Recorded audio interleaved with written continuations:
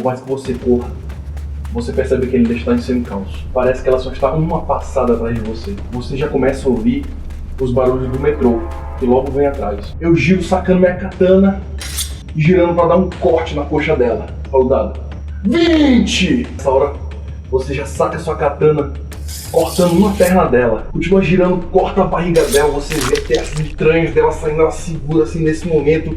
Você corta a garganta dela, salta para trás e corta sua cabeça, você segura o cabelo dela enquanto o trem do metrô chega, você chuta aquele corpo que ainda está agonizando para trás do metrô, enquanto segura a cabeça dela ensanguentada.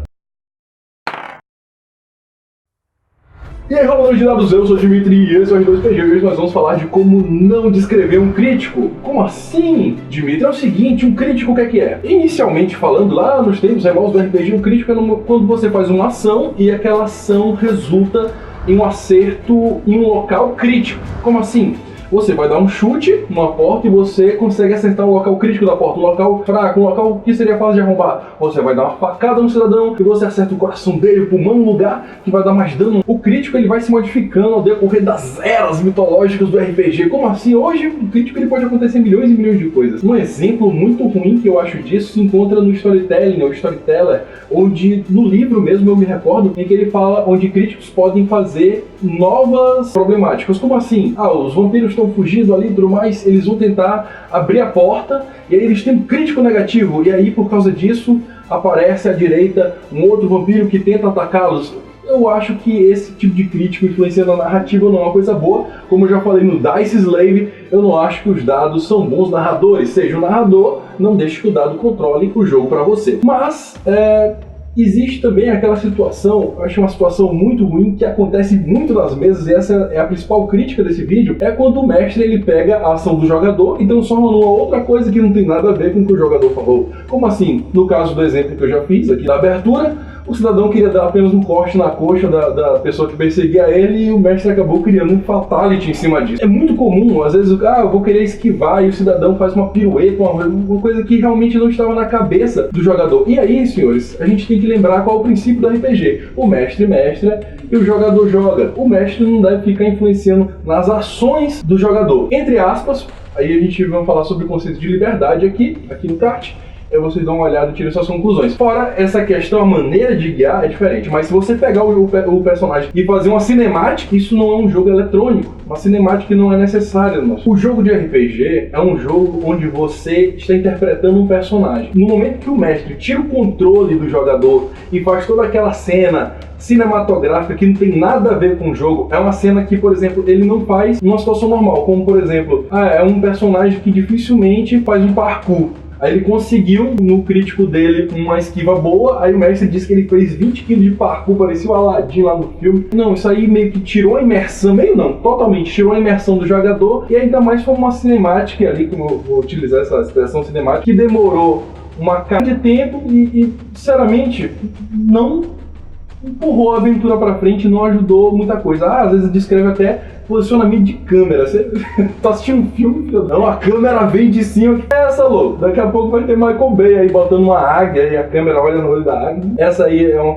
característica que eu não gosto. Parece que tem muitos jogadores que gostam aí. A gente pode falar pra outra situação. Eu acho errado, mas aqui a questão é o crítico. Se o cidadão disse que vai dar um corte na coxa e ele tem um crítico, como é que você vai descrever isso? Ele conseguiu fazer da melhor maneira possível, independentemente se a ação dele foi ruim ou boa. Por exemplo, vamos dizer que o cara ele resolveu dar um soco numa faca. Isso é uma ideia péssima. Se ele tirar um crítico, ele dá o soco com a faca da maneira perfeita. Ele vai se arrebentar mais do que ele se arrebentaria de maneira normal, porque a ideia foi bosta desde o começo e não tem o que você possa salvar. Não vai dizer, agora que você deu um crítico, a faca virou... Não existe isso, né? Você esquivou da faca. Não. A pessoa conseguiu executar da maneira mais perfeita a ação que ela descreveu. E agora nós vamos para a dica para o jogador. Senhores e senhoras, descrevam a bomba da sua ação. Não ficar, eu faço isso, eu faço aquilo de maneira simples. Por exemplo, já aconteceu na minha mesa. Um jogador disse, eu vou dar um chute nesse cidadão. Esse cidadão, ele interpretava um vampiro. E ele não chegou a ser um crítico, mas foi uma grande quantidade de acertos, né? Um pull dice, é o Storyteller. E ele chutou o cara. Aí o que aconteceu? Ele tinha 4 de força. Ele quebrou a perna da pessoa que ele estava em combate.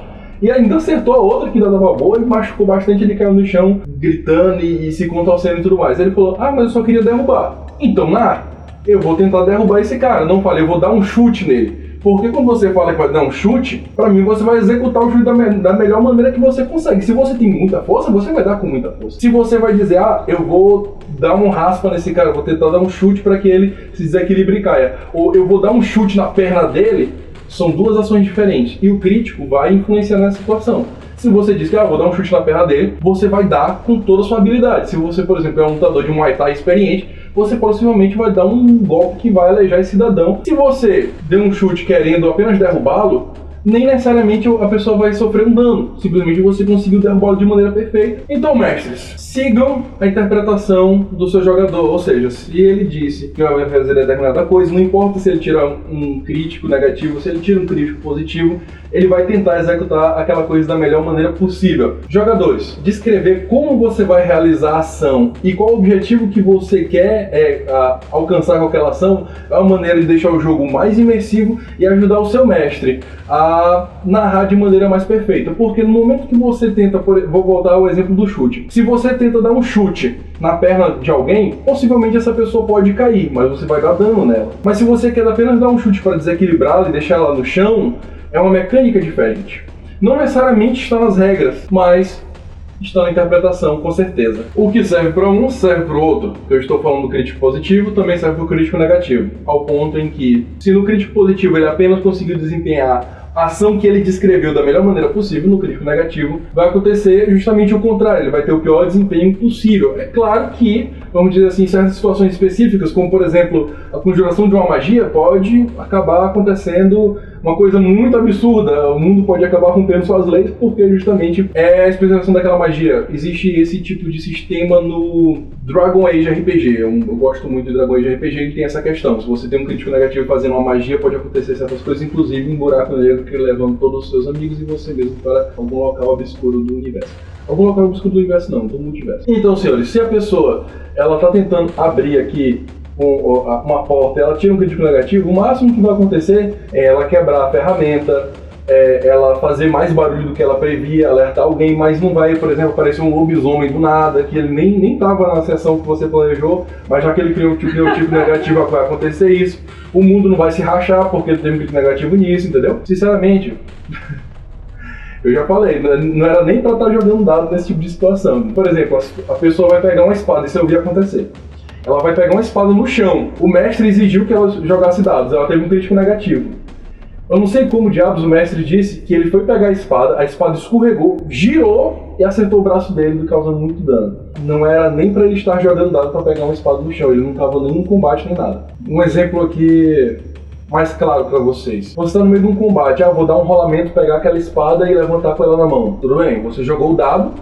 É uma situação que é possível de você não conseguir realizar, afinal você está no meio de um combate e tudo mais. Dá uma olhada aqui no card para vocês entenderem qual é o momento que vocês devem jogar dados e o momento que vocês não devem. Então é o seguinte, ele jogou os dados, teve um crítico negativo. Tudo bem, vamos dizer que ele deu um rolamento, não conseguiu alcançar a espada, vamos dizer que ele deu um rolamento e ele quando pegou a espada, mas a espada escorregou e foi para mais longe dele, ou ele deu o rolamento, bateu na espada e a espada saiu girando para outro lugar. Tudo bem, são coisas possíveis de acontecer. Agora, não é coerente, por exemplo, um outro personagem ganhou um turno extra por causa do crítico negativo, ele saiu correndo e chutou a espada para longe.